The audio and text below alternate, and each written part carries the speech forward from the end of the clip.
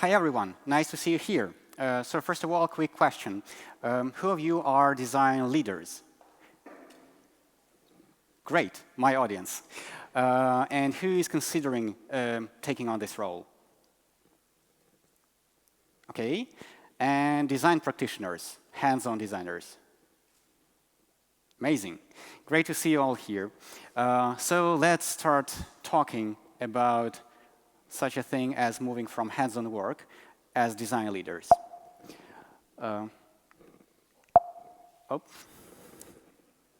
Yeah, happens all the time. Try now. Okay. So here is a phenomenon in our profession. Transitioning from the hands-on designer to a leader is magical. No one knows how it happens. One day, you're a designer, then boom, you're a design leader, and probably you're slightly confused, you don't know what to do, how the hell are you going to work in this new role? And I noticed that most of my friends, acquaintances, they used to be hands-on designers. They never studied management. They never studied leadership in a more or less structured way, probably a couple of fast courses, that's it. And then you need to navigate this new job yourself. Of course, the hard way. How we often imagine it as the evolution of a designer. You come to the profession, you try doing your job, you are a junior designer, then middle designer, senior designer, and then finally design lead, then maybe design director, head of design, VP of design, chief design officer, and so on. But in reality, unfortunately, it's closer to this. You're a super responsible designer. Everyone has amazing feedback about you. You're a high-performing person. PM can rely on you. And then, of course, they're pushing you. Okay, become design leader. You need to lead. We need people like that. But the problem is that it's a totally different type of work. And you're trying to balance both things, and it's very hard. It's almost impossible. To an extent, you can do that, of course, depending on the company where you work, but generally, it's extremely difficult.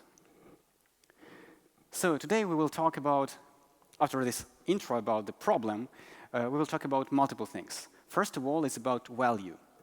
Why the value of design leadership work is so hard to fail, to tackle, to communicate to others.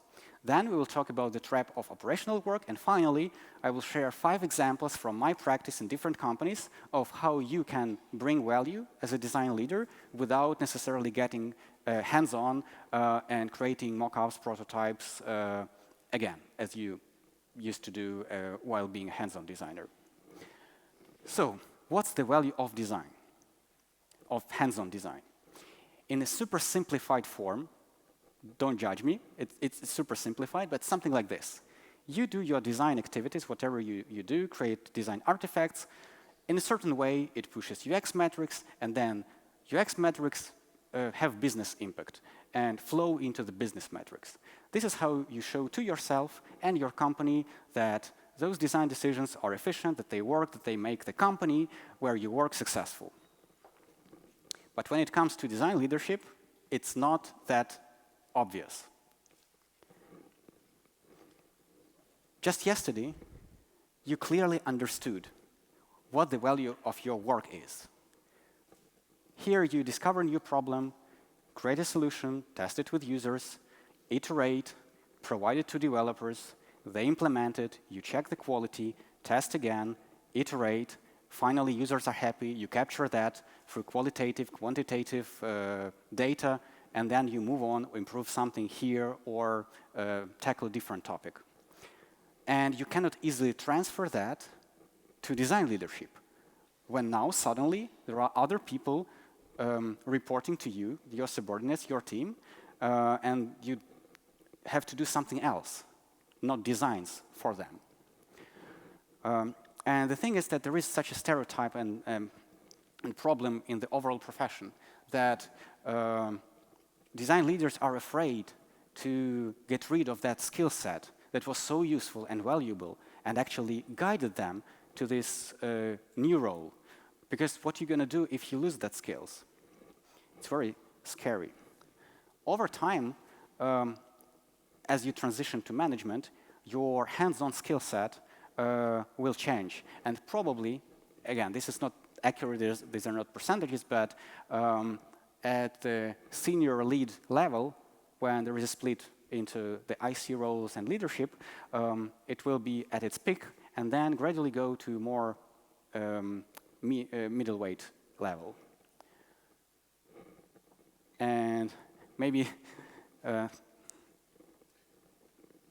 the most harmful piece of advice here can be to compete with your team of designers in the hands-on mastery. Who is a better designer? It's the worst thing to do as a design leader. So, companies are not perfect either. They also see design, in many cases, more instrumental as the way to get things done, unfortunately. And as Andy Bod mentioned on his Twitter, designers think that they are in the R&D department, innovators. But PMs think that designers are more on the production side of things. And there is such a concept as the player coach.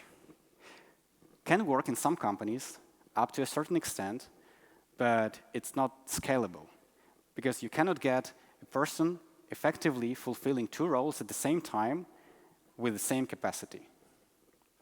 Just not going to happen. So, how can we all really transition from this player coach role to being full-fledged leaders and demonstrating value at the same time? And here we go to the next topic about the trap of operational work. As Simon Sinek told, and I guess you probably know this quote, it's super popular, that leaders must transition from being responsible for the work to being responsible for the people responsible for the work. Okay, sounds great, makes sense. Let's exchange this design thinking, like famous, one of many frameworks, design thinking framework, to a more people-oriented one. Employee life cycle. Now you are responsible for all those activities around your team. But the problem is that it means a lot of operational, repeated work that can never be done. At some point, you'll probably feel like this guy in the middle. You probably imagine your perfect week as a design leader like this. It's a day where you learn something, you collaborate with business stakeholders, collaborate with your team, you drive strategic initiatives. But in reality, it can be this.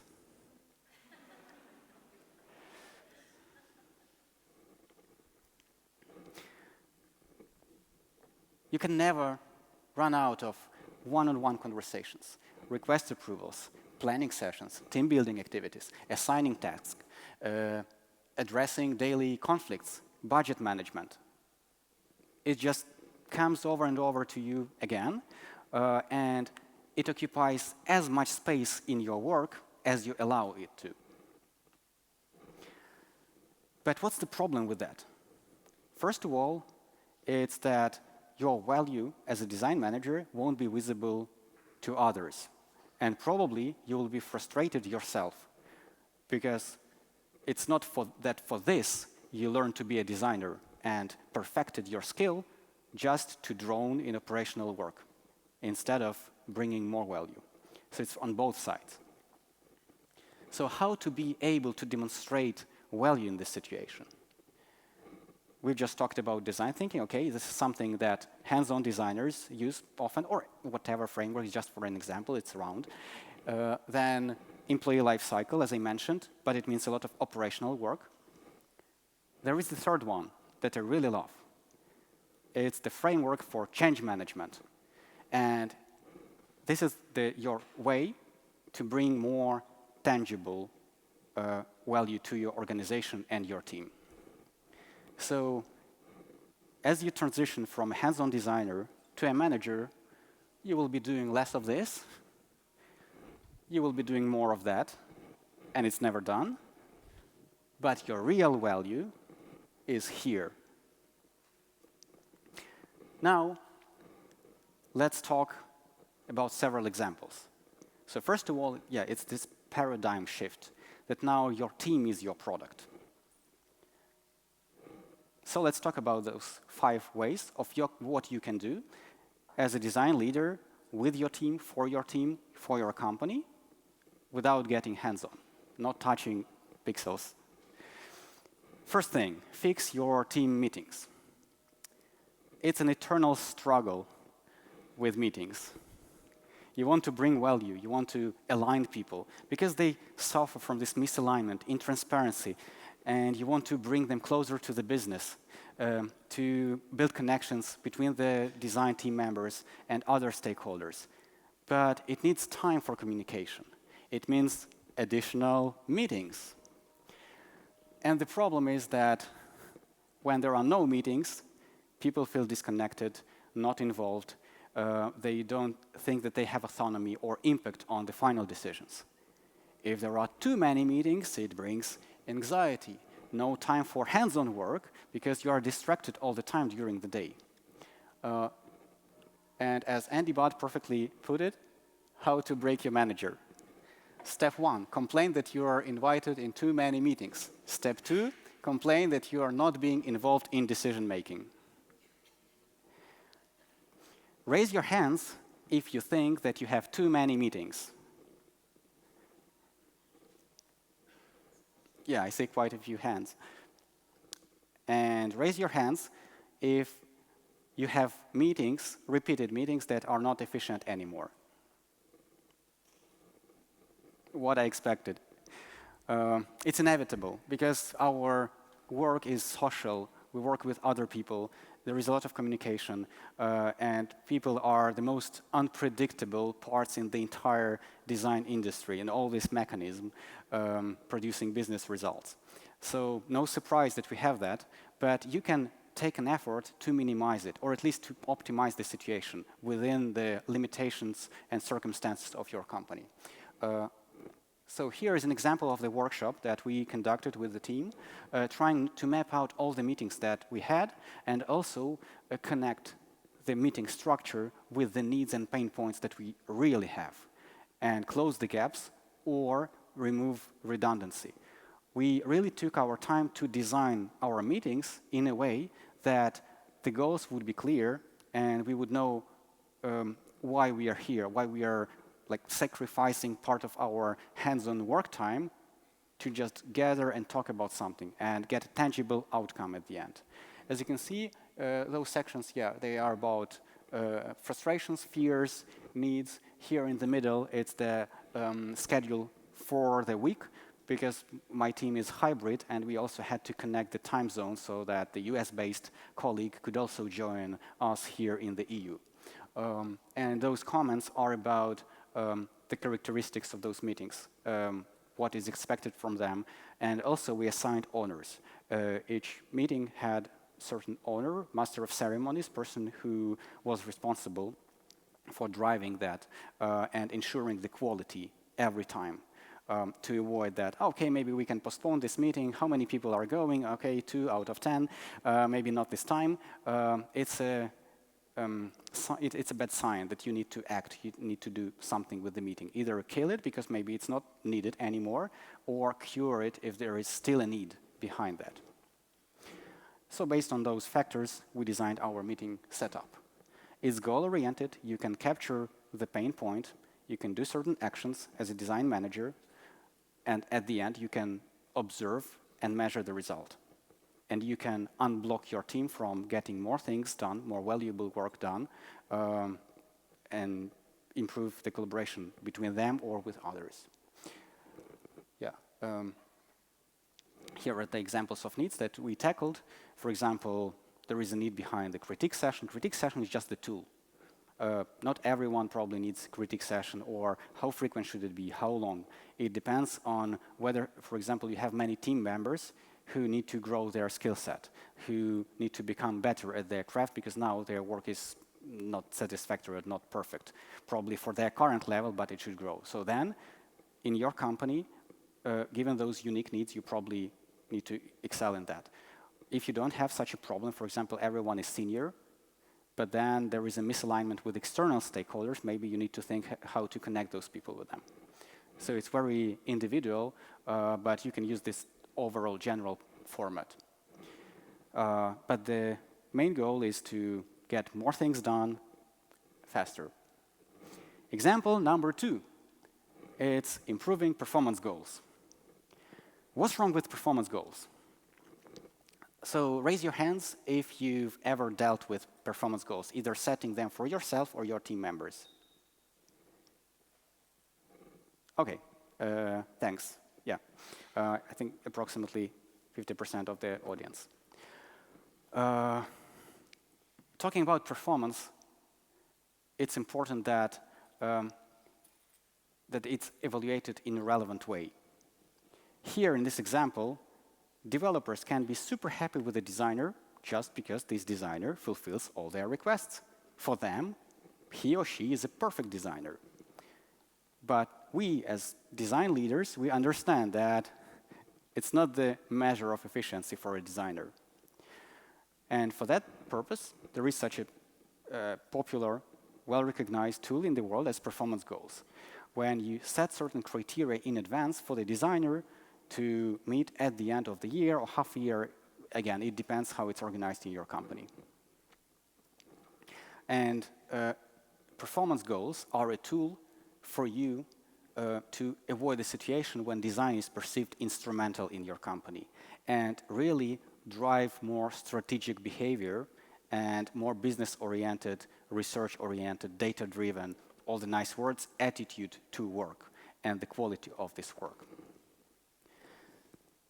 So, as I mentioned, since you have design background, most of us as design leaders have design, like hands-on design background, we perfectly know what it's like to provide proper design solution, to do design work well.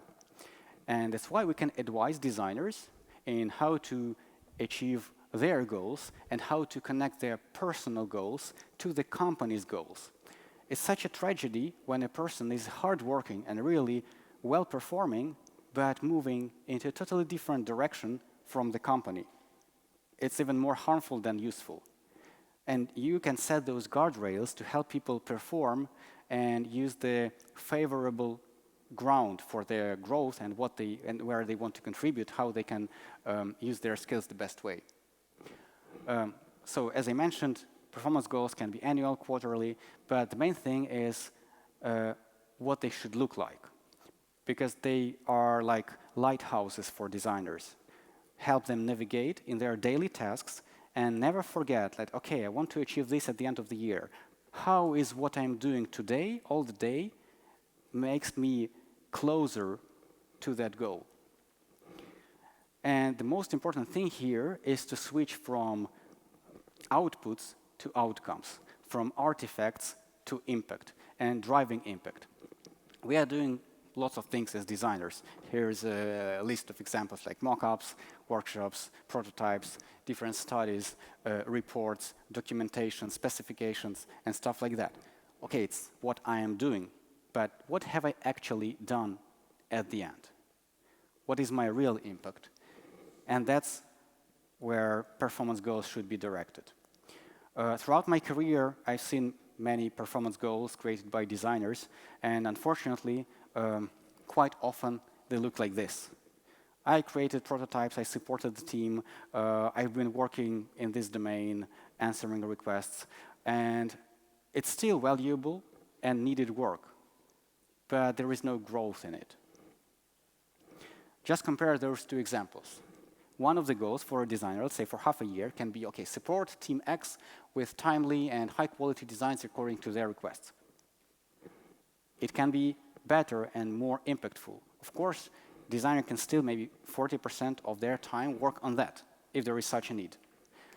But at the same time, it's important to have a niche for growth, for real impact, because you want this designer to become better and better over time and deliver more value and be more engaged and interested with the company environment where this designer is. So much better example is this one, identifying new business opportunities through design.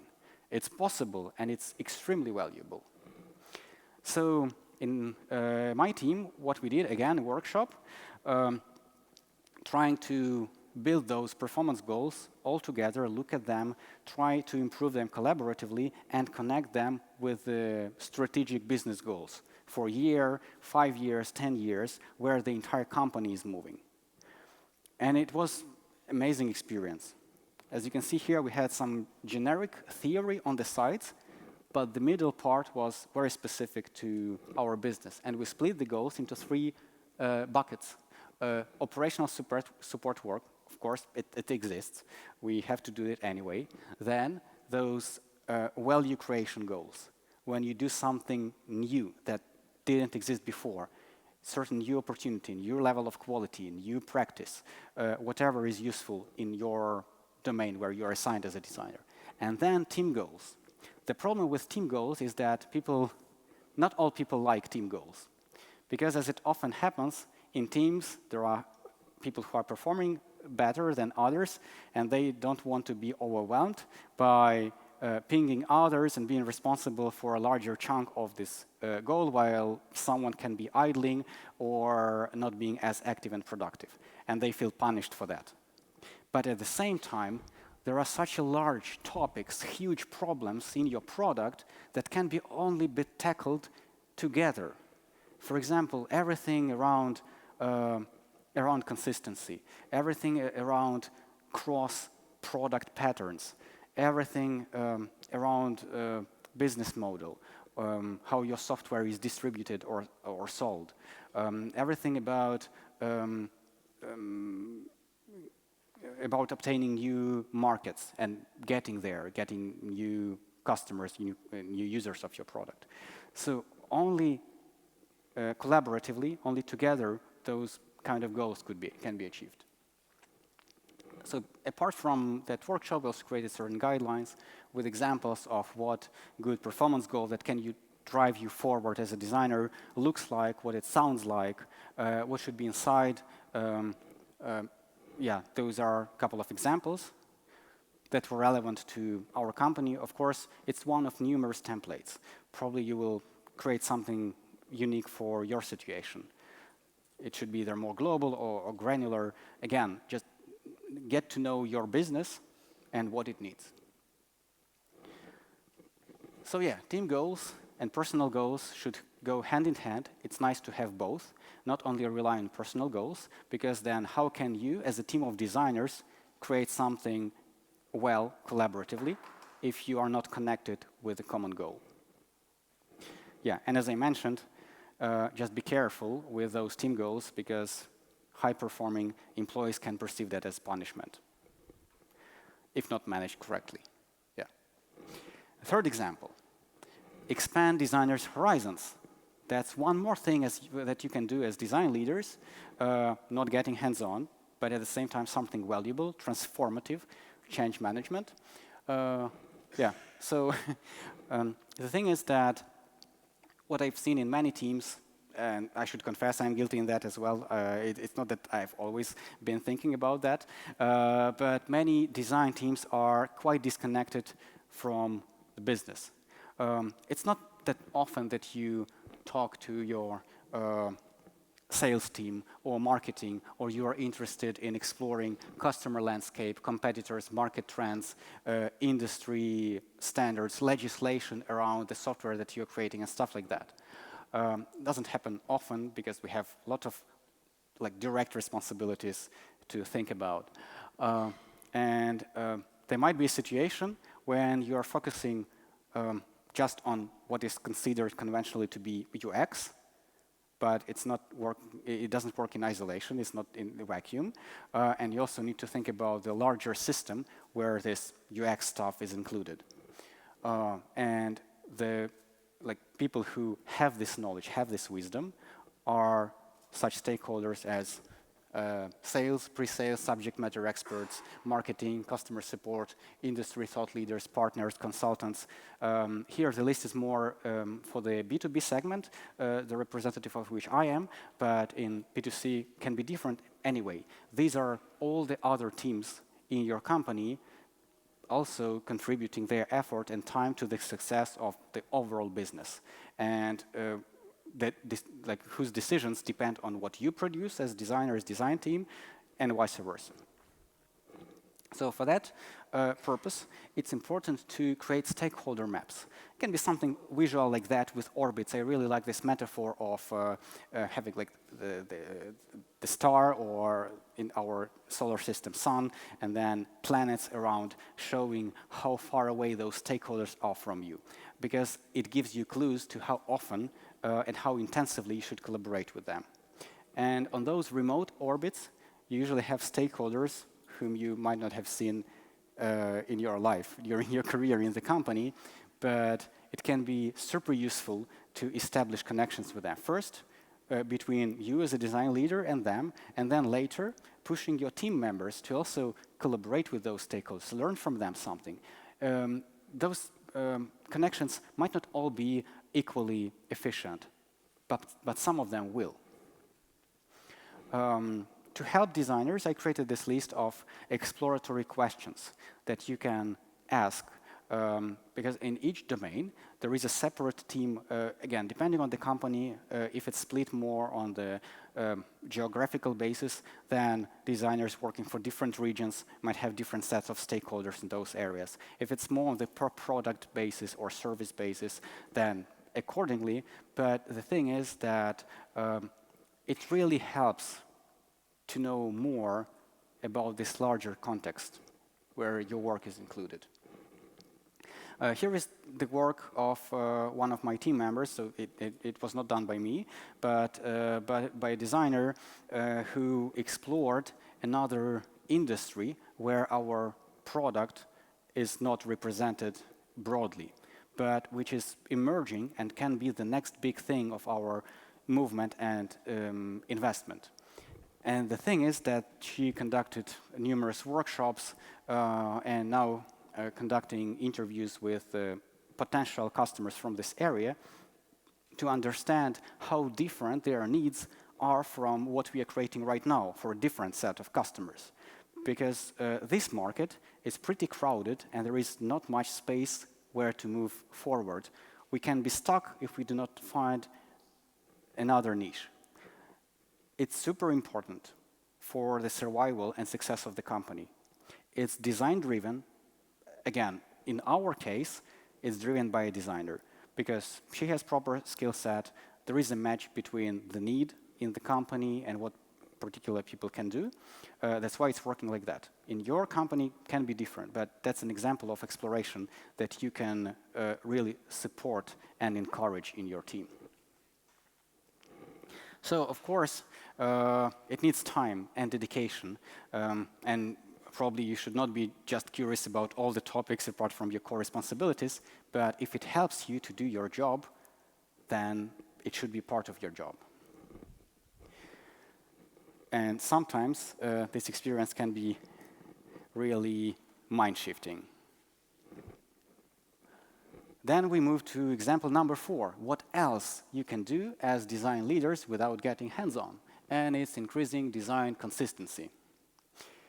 Is this familiar to you? Raise your hands if you've ever experienced that. Okay, almost everyone. But consistency is just more to only visual stuff.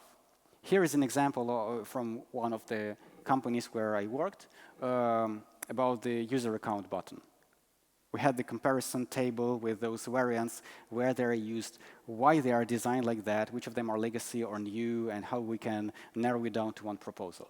So it's one thing, it's important, but today I want to talk about something more strategic and more important, because this can be tackled by just one of your team members, one of your reports. Let's talk about real consistency. And real consistency is about the way of thinking. It's about priorities. It's about tough choices. When you can do both this way and that way, and no one knows which one is better, because this follows those recommendations, heuristics, and rules, and that one follows those recommendations, heuristics, and rules. But you need to deliver one solution, ultimately. The problem with most principles that I've seen that they are not working. You create certain team activity, you write the list of principles, and then you never use them. Have you ever encountered a situation when you have a set of UX design or whatever principles to stick to in your company, in your team, but they are not working or you don't know what to do with them? Raise your hands if you've ever experienced that. Okay, several hands. And now raise your hands if you don't have any UX principles at all. Okay. Yeah. Quite a few people. Less than I expected, but anyway. So the thing with principles is that they should be about a really tough choice. Otherwise, there is no need in a principle. Why should you write something that is obvious? This is about unobvious things, about two equally positive things when you need to sacrifice one of them, or maybe just exaggerate one and minimize the other. And it looks like this. So oranges are good, apples are good, they are different, differently nice, but in your company, in your specific context, you can define and agree with all the stakeholders that you will prioritize apples to oranges, just because it works, it makes sense, based on research, based on business argumentation, based on just common sense. These are examples of those tough choices between being global or local in your solution if you're represented in multiple regions and they are all different. Between being customizable, providing tools to users that they can tweak everything they want, or providing universal, solid, single experience, and so on. Yeah, here is this list. It's endless, of course. You can come up with your unique characteristics. And the thing is that by setting those principles and recognizing problems where people are stuck, where bottlenecks happen, you can unblock your team and make decision-making faster and more effective. So it's your role as design leaders to at least initiate that. Of course, you are involving designers, and they will figure things out together with you, together with them, like in the team and other stakeholders. But initiating such things brings a lot of visible, tangible value. And finally, the fifth example. It's about removing collaboration problems and constraints. Humans are hard. It's extremely difficult to understand what other people are thinking, what they want, why they said what they said, what they did. And do you know who those people are and what is common between them? Yeah, but they look super happy here. It's just as an illustration, as a metaphor, that it's very hard to work with people. They're all different. Our behavior is unpredictable, but it's interesting.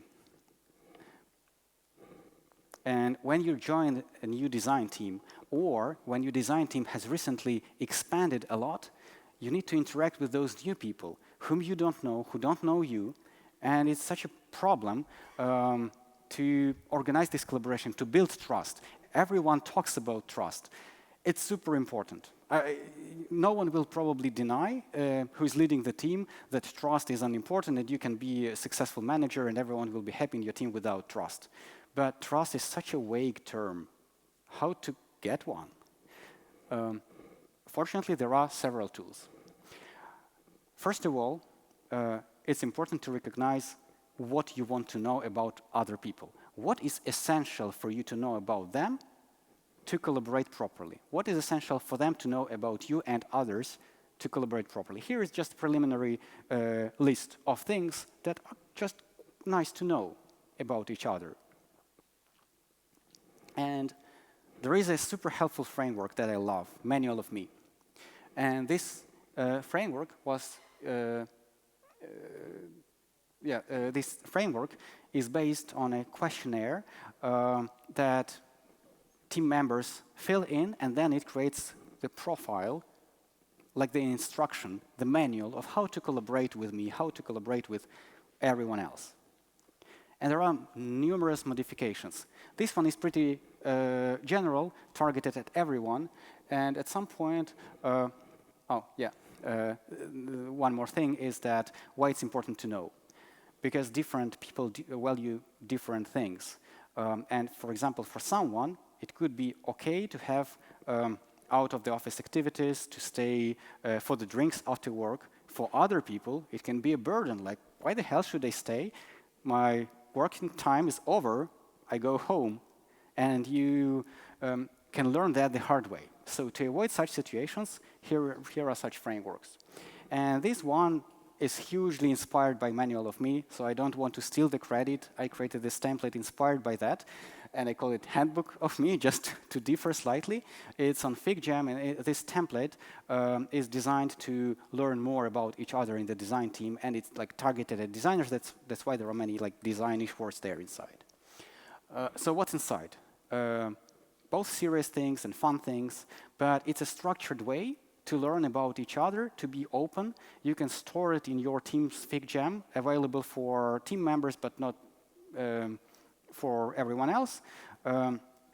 And yeah, you can share what irritates you, what you like, how to best communicate with you, what your behavior means. If you're silent, are you angry at me or just focused on your work? No one knows. And the person can just describe, okay, this means that, and as a manager, especially in a highly diverse team, you won't need to just guess, okay, so in my culture, I think it means that, but in reality, for that person, it's just normal behavior. And this is a helpful tool, the first one and this one as well, how you can reveal those things and improve collaboration and mutual understanding in your team and build trust, especially if you are joining the new design team. And quickly bring and show this value. These were 5 examples from my practice. Hopefully, they can inspire you. And now, summary, just last thoughts. First of all, designer's value and manager's value is different. Second thing is operational work is never done. So don't fall into this trap. And the third thing, driving positive changes is where the real value is hidden for a design leader. So try to find what change management activities could be relevant in your situation and what you can improve for your team members, for your product, for your company. And the final thought is that when you're transitioning from hands-on design work to management, your thinking paradigm, your mindset should shift from searching for solutions to thinking in frameworks. So you are not searching for design solutions anymore, but you are working on the frameworks that will enable your design team members to come up with the best solutions in the best working conditions that can be. And in this way, instead of team of stars, you will be able to build the star team.